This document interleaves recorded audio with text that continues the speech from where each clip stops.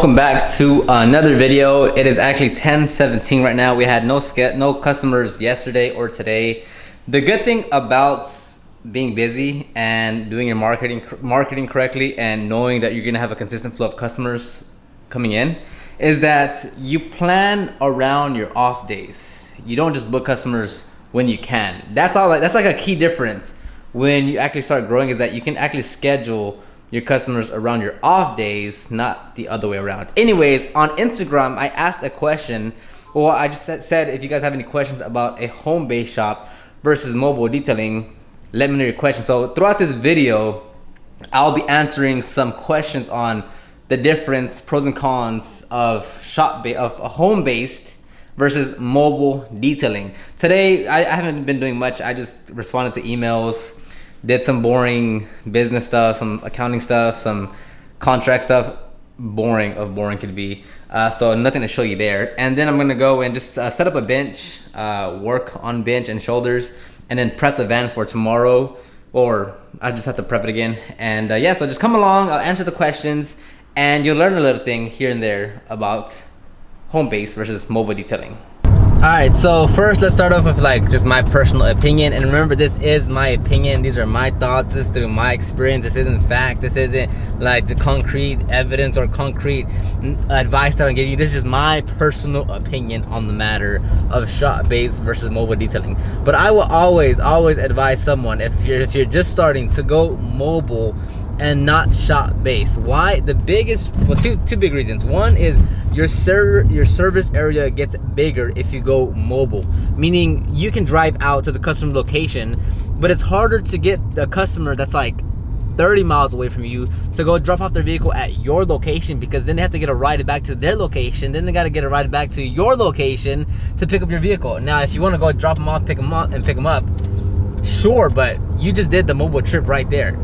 So that's already an extra obstacle to get the customer to you, and then extra obstacle that the customer has to go through. Now, does that mean it's going to be a hassle every single time? No, but like just starting off, you just get to service more customers in a broader area because you get to go to them.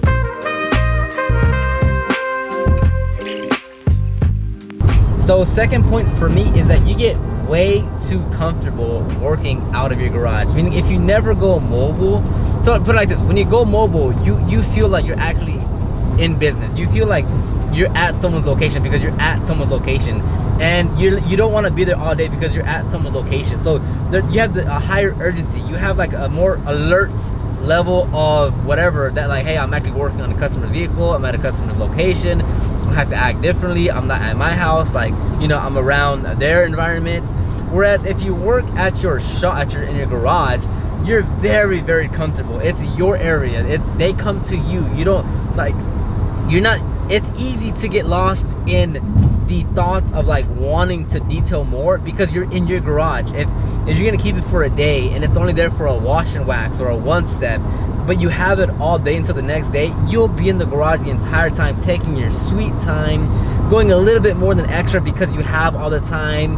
No one is bothering you. You can go inside, go use the restroom, have lunch, dinner, come back outside. And to you, like, it's just you. You're the only one. You're the only expense, really. So, like, you can spend as much time as you want. You still collect your little $400, $500, $200, whatever the amount is, and it still feels like a good payday. But that's because you don't have any other expenses. You don't have any other worries. You're very comfortable. And that in itself, I feel like, will really cause you to just not expand, to not grow, because you're so comfortable. Again, it's my opinion.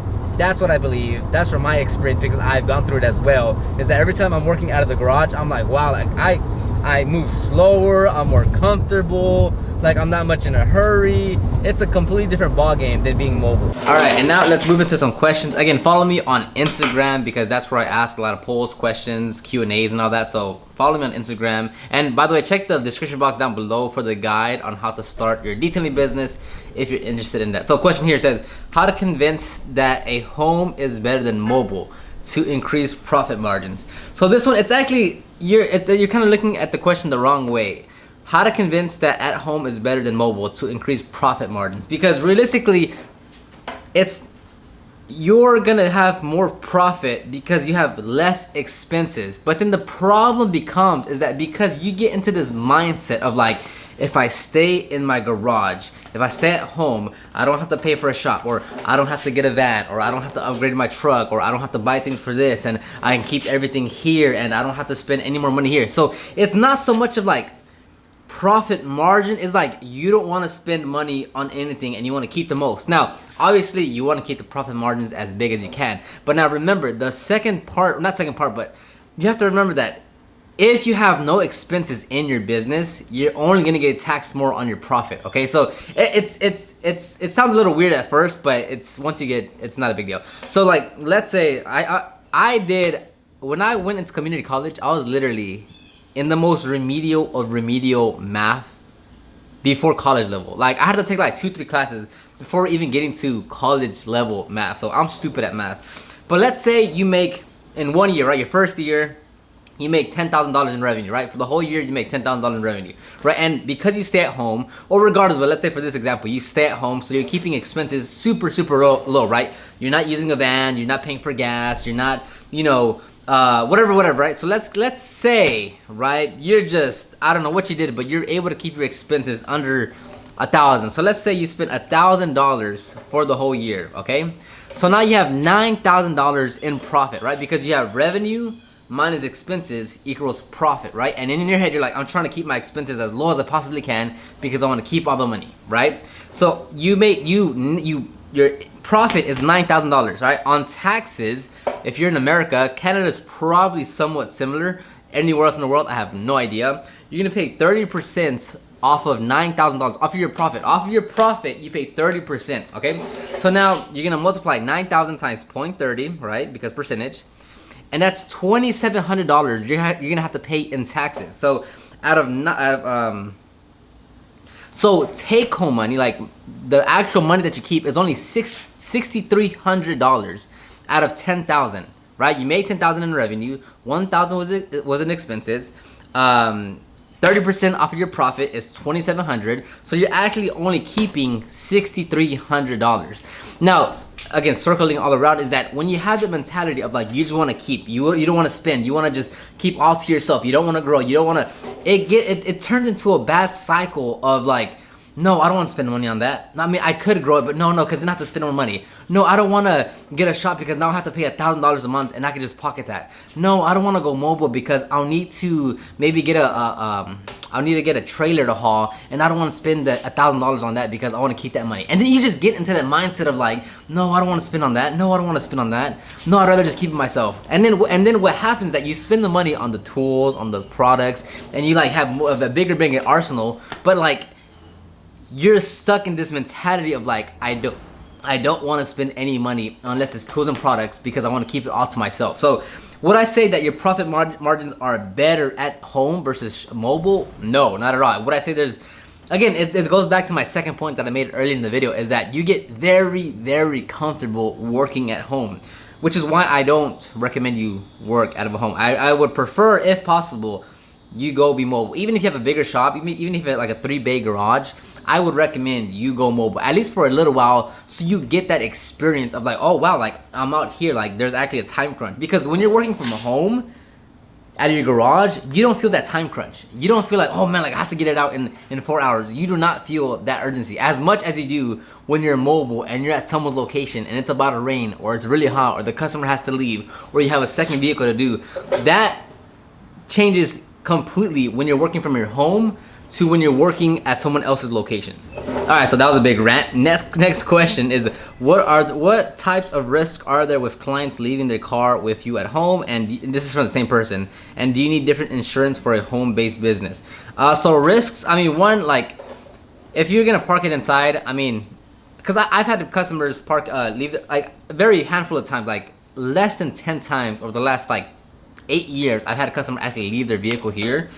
And I mean, no, like if you're in a decent neighborhood, if you're gonna keep it indoors, locked in the garage, like if you told your family or whoever that there's a vehicle that's not yours, that's a customer that's in here, I mean, there's no risk involved. That's gonna be like you on risk management. Like, are you backing it out and you forgot to open the garage, right? Like, are you driving in a truck and you didn't realize that the high clearance isn't there and you're gonna scratch it? So those are like kind of more like common your type of scenario risks. Because other than that, like if you're just treating it like any other customer and you're not doing anything stupid, like you're gonna be fine. Assuming you are applying common sense and logic, right? Like you're not just like throwing that out the window and you're like, oh, let me just like, hit the streets with it real quick, So I'm gonna keep that one super simple. Do you need different insurance for home-based business? I think you do, because like if you're mobile, you would need like, so mostly, so I'm no insurance agent, I'm no lawyer, I'm no CP. I don't know what you need. I just know off of what I know, and I only know what I know. I don't know what I don't know. But you're gonna need what? You're gonna need your general liability. You're gonna need, like, if you're mobile, you need commercial auto. And if you're working out of your garage, then you might need like garage keepers. But again, I only know to the extent that I know. I'm not a insurance agent, so contact an insurance person. Next question is, how do you strategically make a mobile build so you're not overstuffing your mobile setup? So this one, okay, so I started off on my 2003 Toyota Matrix XRS, and I just threw anything that I could in there that I needed. Then I upgraded to an HHR panel, which isn't much of an upgrade because like it's just about the same size, maybe even just a tad bit bigger. So with me, like my setup up until this point before I partnered up, is that I just literally, like, you just carry the essentials that you need. Meaning every time I went out to a job site, I didn't have that many extra this. Like if I was going for an interior cleaning job, I wouldn't take my polishers, my pads, my compounds. Like I wouldn't take my microfiber towels because that's not what I was going for, and I didn't want to take all that extra stuff in my van. If I was going for a paint correction job, I wouldn't take my extractor, I wouldn't take my steamer because I don't need it for that job. So I would say just take the bare essentials that you need to get the job done. And of course, like the bigger the van, the more room you have and the more things you can carry. But again, like if you're like me, you have a tiny little HHR panel, aka milk truck. If you're working out of your sedan, out of your wagon, out of your hatchback, out of your truck, you're just gonna have to look at, hey, what are the bare essentials that I can take, and then go do the job with that. If you get a bigger setup, if you get a trailer, if you get a whatever, you just have more flexibility. But yeah, it's just carrying what you really need to get the job done. And this is where it really strips down and like, okay, what do I really need to carry? Like, what do I really need to get the job done? Okay, you don't need every single thing under the sun. And if you are limited on space and your van, okay, then you have to really say, what do I really need to get the job done? I don't want to take everything in the kitchen sink. I only need to take what I need to take to get the job done. Okay, here's a good one. Can you charge the same amount as if you were doing a service, a mobile, okay, can you charge the same amount as if you were doing a mobile service detail? The answer is absolutely yes. Like, could you make the argument that, hey, if you bring it to me, I'm gonna charge less than if I go mobile and I'm out to you? Yes, but why would you want to make that argument though, right? Because I've seen it in the past where, hey, if for mobile, we're gonna charge, making up numbers here, $100 an hour if you come to us. But if we go to you, we're gonna charge $125 an hour because we have to get to you. We're on your location, is more convenient. So you can make that argument, but honestly, no. Like if you have a shop and you have a van and your shop base, like it just makes so much sense to have your prices equal amongst the shop and the mobile operation. That way, it's just easier to track, easier financially, easier to do all that. So I would say no, there's not a difference. And if you're trying to position yourself to say like, okay, if I have them come here, like, yeah, I'm gonna charge cheaper because they're coming to me, like that's coming from like a false narrative of your business. Like why do you feel the need to charge less or more because you're mobile or shop based, when the main thing that the customer is, actually the only thing that the customer is paying you for is the end results and a good customer experience? Whether that's shop based, whether that's mobile, it doesn't matter. So you shouldn't look at it like, well, I'm mobile, so I have to charge more, or I'm shop based, I have to charge, because either you can make the argument for either one that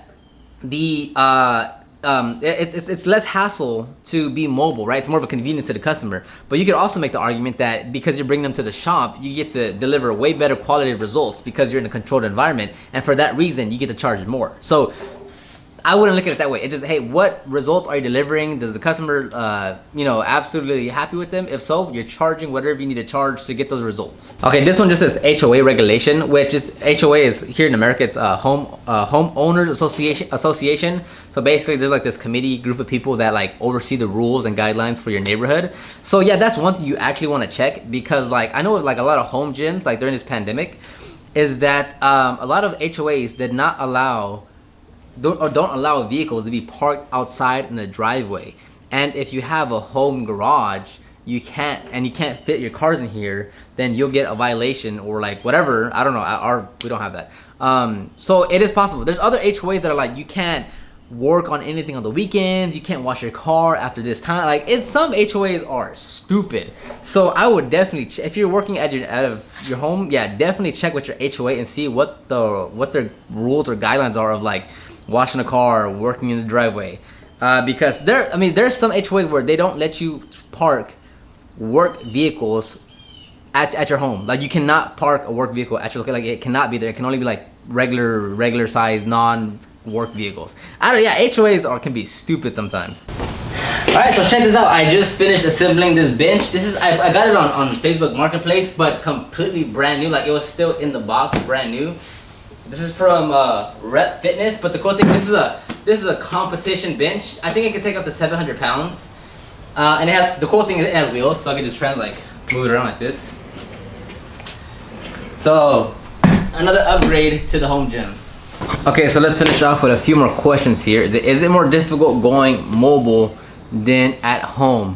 So just in general, if you have a shop, whether that's home base or like a physical location, it's gonna be way easier to detail at a shop because you can control the environment. It's your work environment. You can take breaks. You have a restroom. You can wash your hands.